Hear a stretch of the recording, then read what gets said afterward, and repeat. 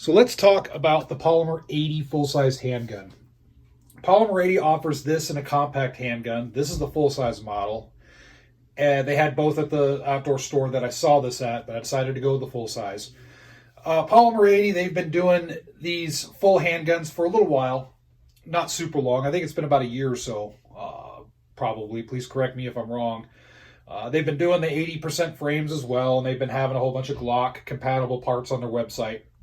So they've been around the block a little bit. And I thought, you know what?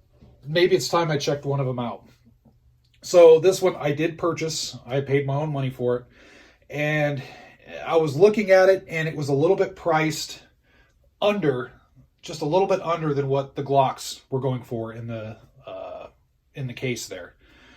So I thought to myself, okay, so for a little bit less than a Glock, I can get basically something that is very much like a Gen 3 Glock 17, but I'll have a whole bunch of neat little cuts and bells and whistles to it that I wouldn't have on a Glock, unless I want to spend a whole bunch of extra money over that to send it into a different company or whatnot and get all that done. So I figured, you know what, let's try it and let's see if it works. I was a little bit skeptical. I really like the design and everything, and I know Polymer 80 has a pretty good track record, but I was a little skeptical. I was like, all right, this might have some issues. And I knew that going into it. The reviews have all been pretty good. I mean, there's been a couple reviews that they weren't the best experiences with them, but, you know, for the most part, all the reviews are pretty good that I've seen. So that definitely accounts for something. I took this out, I shot it, I cleaned it, did all kinds of stuff to it, and, you know, as far as looking at it and inspecting it and whatnot. And the damn thing for less than $500. I mean, this was, just under $450. So it's not super cheap, not super expensive. The dang thing basically, it's basically a Glock Gen 3 9mm. It's a Glock 17. But it's still different. So, and what I mean by that is the grip angle is a little bit different right here. It has stippling. It has a bunch of things that you'll never see on a stock G17. It has the front and rear, really well done slide serrations. Good sight setup here. It's a 3-bit design, standard Gen 3. Flat facing trigger, has good undercuts, has a beaver tail, has a rail right here. The barrel, standard barrel, nothing fancy about the barrel. The internals, standard internals, much like a Glock. It came with Glock style magazines. They weren't Glock magazines, but they were pretty much Glock style. I don't know if they were the Korean ones or what they were, but this is just a Magpul that I have in here. But the gun itself, it ran, and I didn't have any issues with it. It has a lot of the quirks, the Gen 3 Glocks that I've grown used to. And that is like the trigger. The trigger is still about a 5.5 to 6 pound trigger. Feels very, even though it's flat faced, which makes it feel a little bit better, it still feels like a standard Glock trigger. The ejection pattern on this reminds me a lot of a standard Gen 3 because of the fact that sometimes it ejects straight up, sometimes to the side. It's just kind of a wonky ejection pattern. It's not very consistent in my opinion. But I've owned plenty of Gen 3 Glocks and Gen 2 Glocks that were the same way. It is what it is. Just kind of a little quirk of the guns that I've owned at least. I did put various types of ammunition through. I put a couple different hollow point loads through it, put some full metal jacket through it. It ran it without a hitch. That didn't surprise me. This is one of those guns that it was kind of boring. It was boring, but yet still fun. It was running good. I didn't have any issues with it. It's accurate. I can't complain. You know, the disassembly, it's a standard Glock disassembly.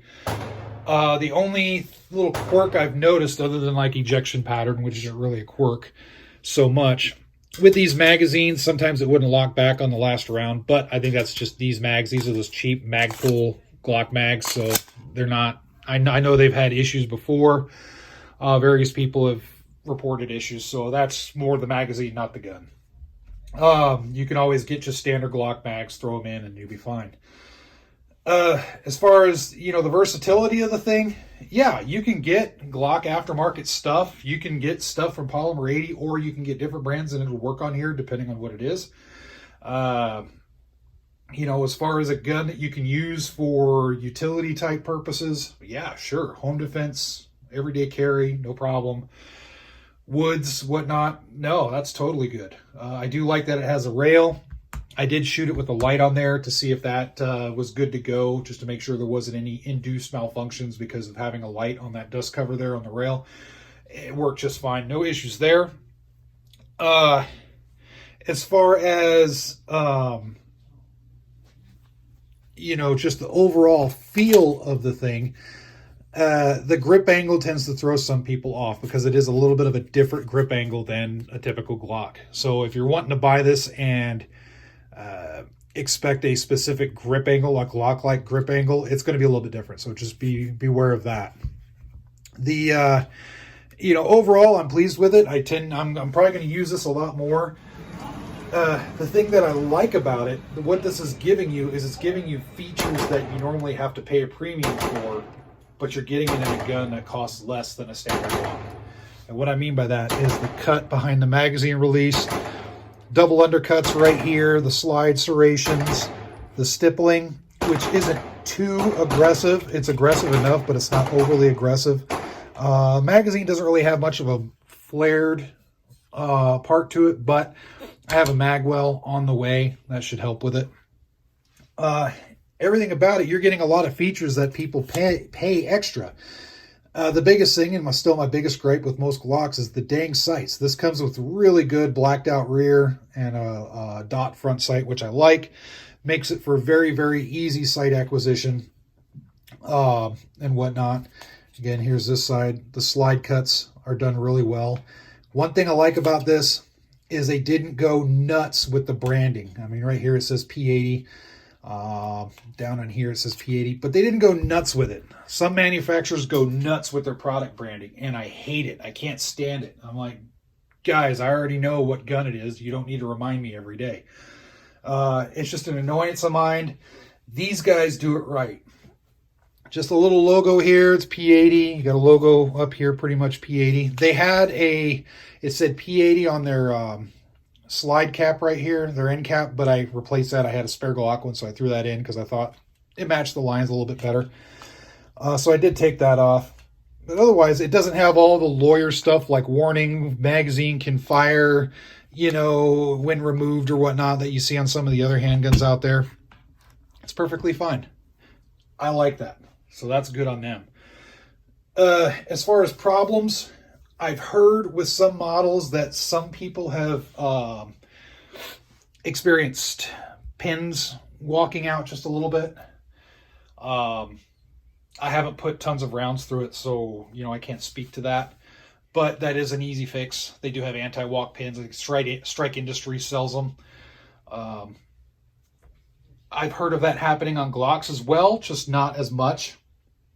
So take that as you will. That's one thing I've heard. Other small issues like, failed extracts and whatnot sometimes.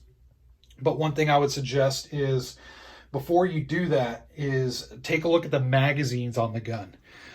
The magazine is the heart of the gun. So if you get one of these, keep in mind the magazines that they sell with them, they're Glock pattern magazines. It actually came with 3 mags.